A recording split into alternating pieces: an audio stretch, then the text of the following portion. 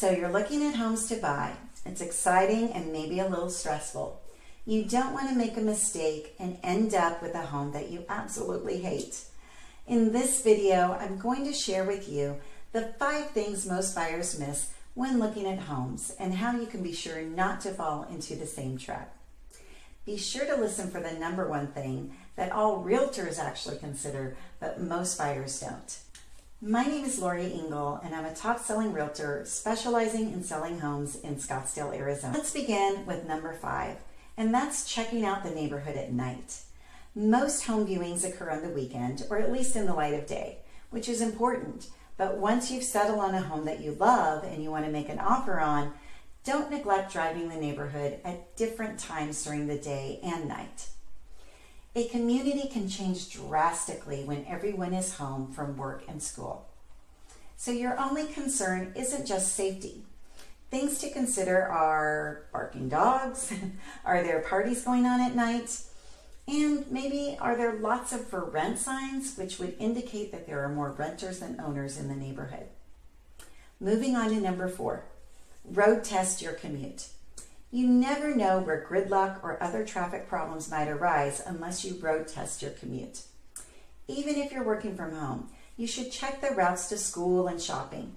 Get behind the wheel and drive your morning and evening routes, as well as any alternates. The third thing that buyers tend to miss when looking at homes is whether or not there is a homeowners association and just how active it is. So once you're under contract, you're going to receive a copy of the HOA bylaws, otherwise known as the Conditions, Covenants, and Restrictions.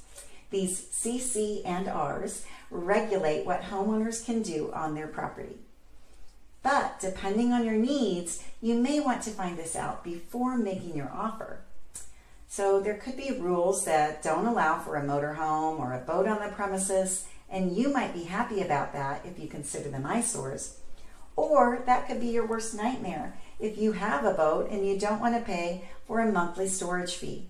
Okay, so the number 2 thing that buyers don't always consider is whether the home or the condo can be rented out in the future. I know you're buying your home for yourself now, so why do you care? Well, life happens. Americans tend to move every 3 to 6 years, so there's a good chance this isn't going to be your forever home. While you may decide to sell your home if you move, having the option of keeping it as an investment property and renting it out may be appealing. So be sure to check on whether the HOA or the local government precludes or limits long-term or short-term rentals in your neighborhood. The number 1 thing most buyers miss when looking at homes is factoring in resale value. As I just mentioned, there's a good chance this just may not be your forever home.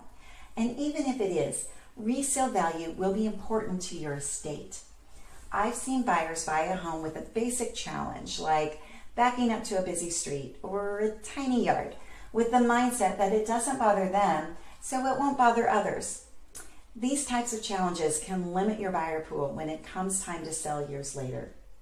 Hopefully I've given you some things to consider when you're looking for a home so that you can avoid some of the common mistakes I see other home buyers make. And if you're wondering while you're out looking at homes, if you should just buy a home through the listing agent, be sure to watch my next video for my thoughts on that. If you still have questions about the process of buying a home and you want to dig in a little deeper and have a conversation with a real person who won't pressure you, book a quick phone consultation with me. I've linked it below.